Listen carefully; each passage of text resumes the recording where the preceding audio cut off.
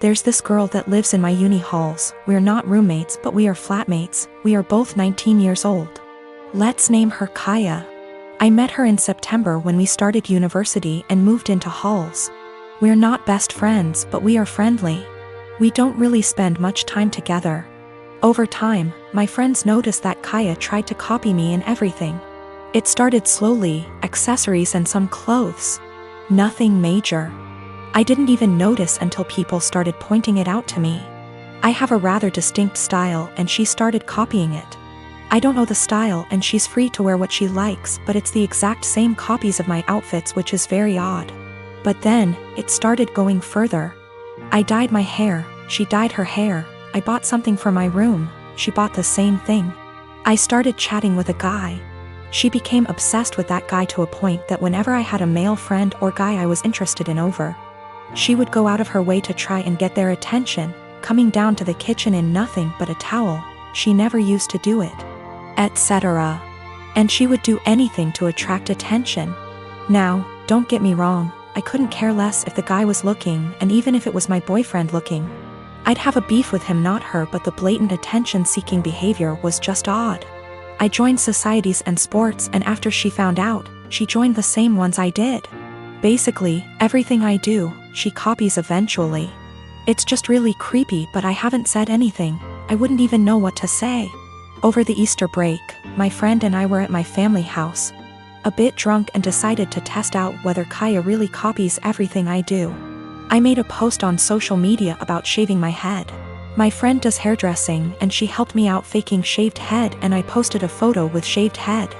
I deleted the photo few days later and forgot about this whole thing. After Easter break was over, we had uni exams and I was focusing on that. Imagine my shock when I came back and Kaya had shaved head. And she was pissed when she saw me. She started shouting how I lied to her and why would I do that. She went on and on and on, really angry. Admittedly, I ignored her and hid in my room. She sent me a text telling me that she expects me to pay for her wig as it's my fault she shaved her head. I replied that absolutely not, that it was not my fault, and she decided on her own to do that. She kept attacking me over it every time I saw her. It's been a few days since I came back from Easter break. My exams start tomorrow, and yesterday I received an email from my university asking me for a meeting over the issue. She reported me to uni over something she's done. I am genuinely confused. Was I really in the wrong? I am a 32 years old female, and I was raised Mormon, but I'm not now, nor do I follow any other religion. My mom is still very much in the cult. As such, she has the typical Mormon mindset regarding gender roles and all that bullshit. Granted, I still think she'd be this way without her religion, though maybe not as bad. We get along splendidly, except when the topic of her religion comes up, which doesn't often. She's visiting right now. I don't see her in person much, but she came down for my birthday. It's also important to note that I have 2 sons. My 5-year-old has a mohawk. My 3-year-old has shaggy, shoulder-length hair.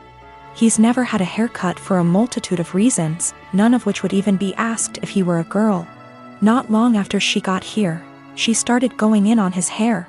This is not the first time she's given her opinion on it. Why don't I cut it? Don't I want to prevent him from being bullied? Or from people thinking he's a girl?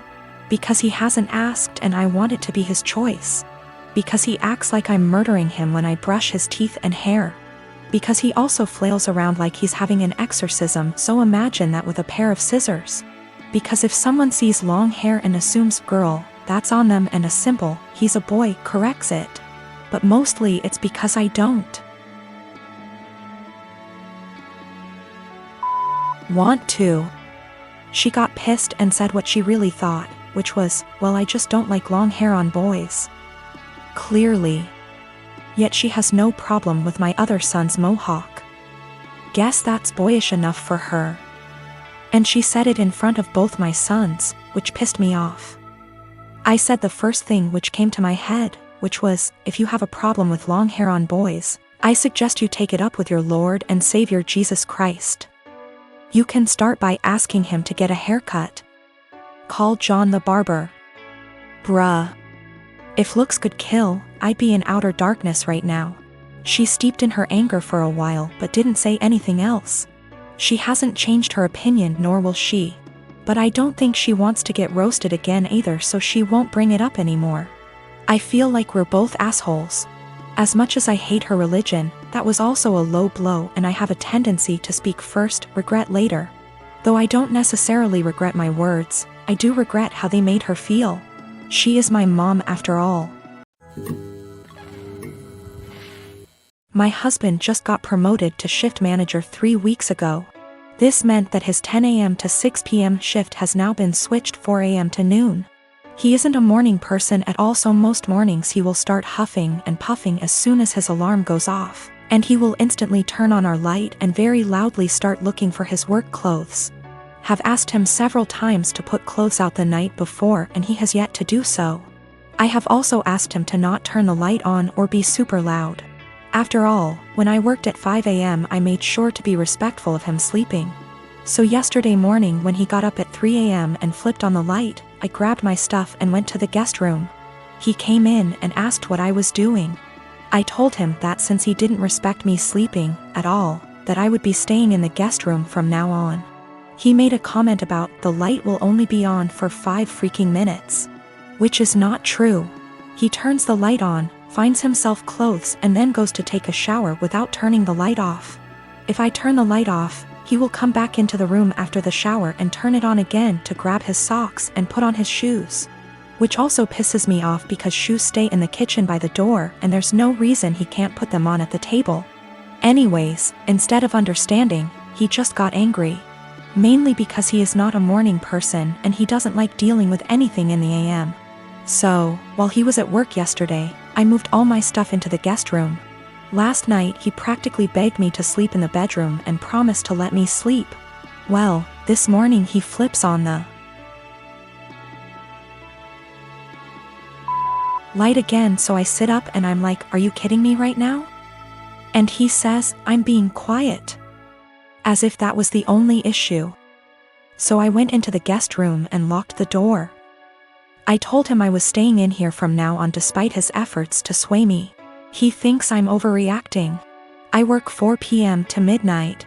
And cute little tidbit, I'm the breadwinner.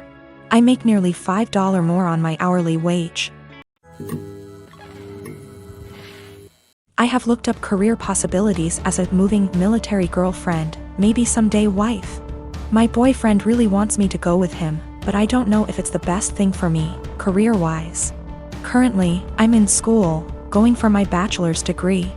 I only have 2 years left, and after that, I plan on getting into law school. He's in the Air Force, stationed in Texas, which he's been here for about 3 years now. We have been together for 1.5. Knowing that he's going overseas, it's possible he'll be stationed in different countries for a few years.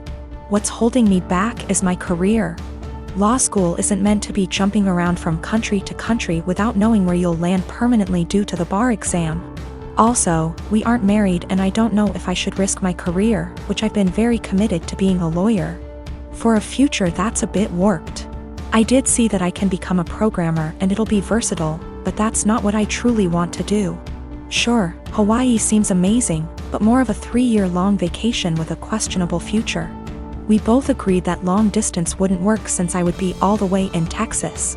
Is it bad that I want to go but don't want to risk it all just to be put in a bad situation of misery? Also, if I do go, I'd have to transfer schools and go to school in Hawaii.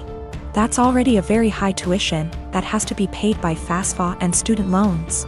Quite frankly, I'm also afraid that I won't be able to sustain myself separately from my boyfriend's income. I like to feel independent and know that I can fend for myself. Maybe that's a pride issue? I don't know, but I do know it's a high standard of living. That also adds to the jumble of thoughts. I will also admit, I am fairly close to my parents. In my Hispanic household, we have always been very united. I currently work with them in their small business because it benefits the both of us. I can go to school with a flexible schedule and still make good income, and they have a stable employee. That's something my boyfriend never really knew growing up. He's a Kansas boy, from a small town, with parents who split up when he was little. I feel like he doesn't understand how hard it'll hit my parents and I, being far away for 3 years.